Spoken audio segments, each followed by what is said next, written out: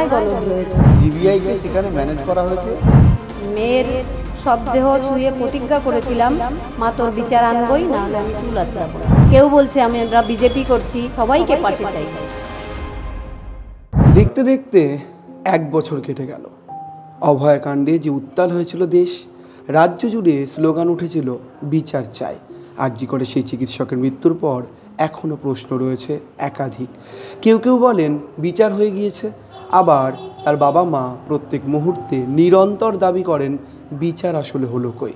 আমার সঙ্গে রয়েছেন আরজি করে সেই চিকিৎসকের বাবা মা। কাকু, প্রথম প্রশ্ন, সঞ্জয় রায় তিনি ইতিমধ্যেই যাবজ্জীবন কারাদণ্ডে দণ্ডিত, ফাঁসির আদেশ তাকে শোনায়নি আদালত। এই মুহূর্তে বিচার ঠিক কোথায় দাঁড়িয়ে? আপনারা কেন এখনও বারবার সরব হচ্ছেন যে বিচার পাননি? বিচারের আগে তো তদন্ত, তারপর তো বিচারালয়ে বিচার।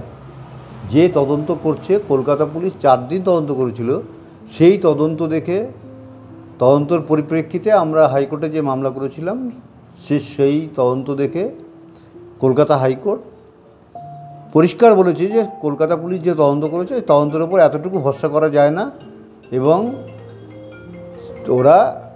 ওনারা সেই কেসটাকে, আমরা কিন্তু ইন্ডিপেন্ডেন্ট ইনভেস্টিগেটিং এজেন্সি চেয়েছিলাম কোর্ট মনিটরি, কিন্তু সিবিআইকে ভালো মনে করে তদন্তভার সিবিআইকে অর্পণ করেছিলেন।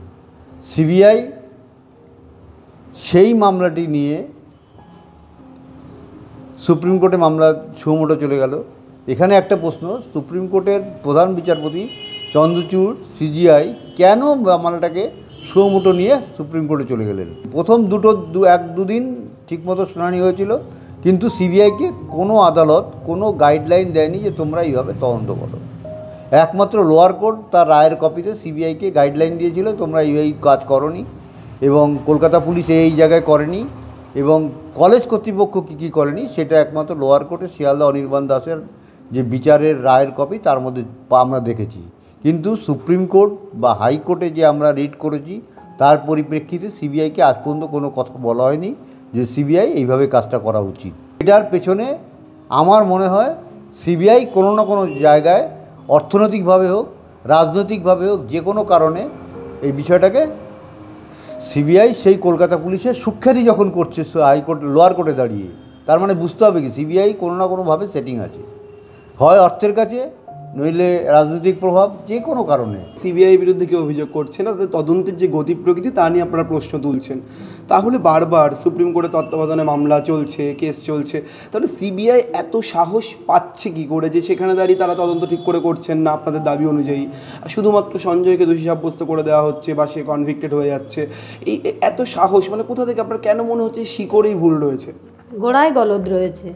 কারণ সেদিন 9 তারিখ আমাদের সর্বস্ব হারানোর দিন, সেদিন দেখেছিলাম আমার মেয়েটা যে ওখানে ডাক্তার, সেটা হসপিটাল কর্তৃপক্ষ থেকে শুরু করে ওখানে যারা ছিল, পুলিশ বলুন, বিনীত গোয়েল ছিলেন, মুরলীধর শর্মা ছিলেন এবং সোফিয়া মল্লিক ছিলেন, তারা ওখানে একটা ডাক্তারই মনে করেননি তাকে।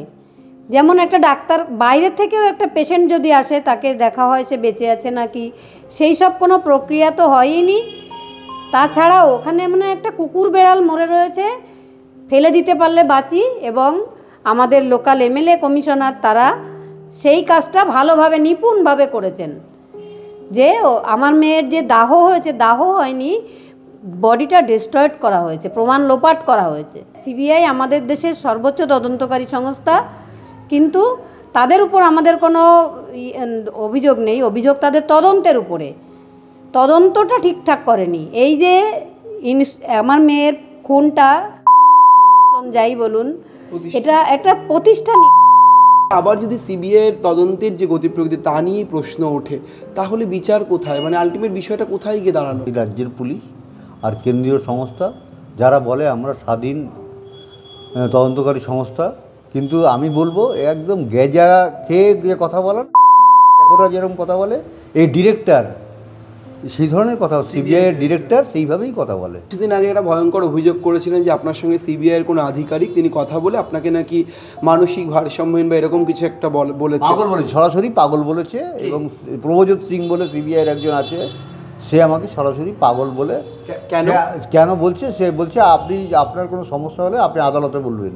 কেন আমাদের বলবেন? কেন আমি কাকে বলবো? তা আদালতে বলবো সব কথা দিয়ে গেলে? তাহলে সিবিআই থাকার কী দরকার? আদালত বিচার করে দেবে।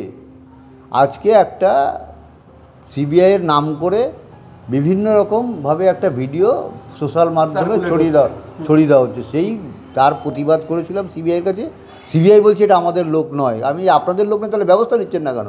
একটার পর একটা সে ভিডিও করে ব্যাপারটাকে একটা জায়গায় নিয়ে চলে যাচ্ছে যে আপনারা বিরাট কাজ করছেন, আমরা ভুল বলছি, এটা তো প্রমাণ করার চেষ্টা করছে।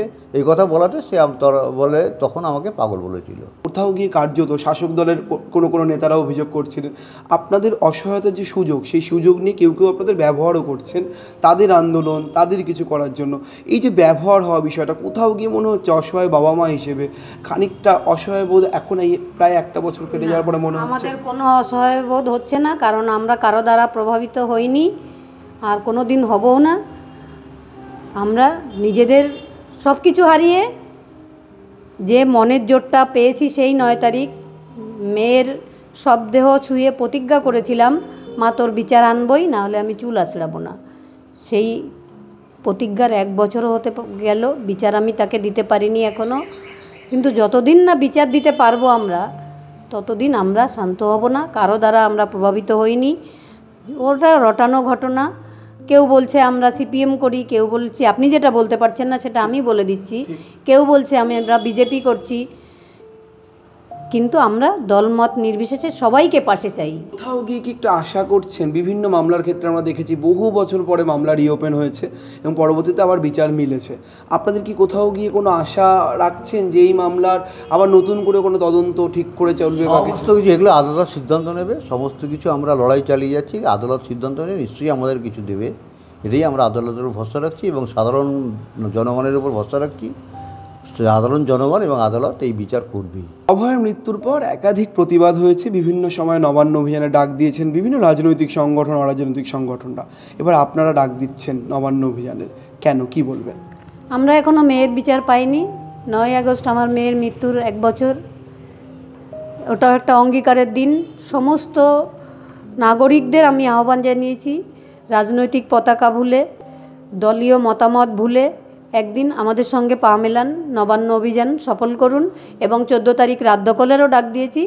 সবাই আন্দোলনে থাকুন, বিচার আমরা অবশ্যই ছিনিয়ে নিতে পারবো। তারা দুর্নীতির বিরুদ্ধে যেমন সরব হচ্ছেন, তেমনই তাদের একটাই লক্ষ্য, তারা যে সর্বোচ্চ সম্পদ হারিয়েছেন প্রায় 1 বছর আগে, তিনিও যেন ঠিকঠাক বিচার পান। ক্যামেরায় সুমনের সঙ্গে রবীন দাসের রিপোর্ট, সংবাদ প্রতিদিন.in।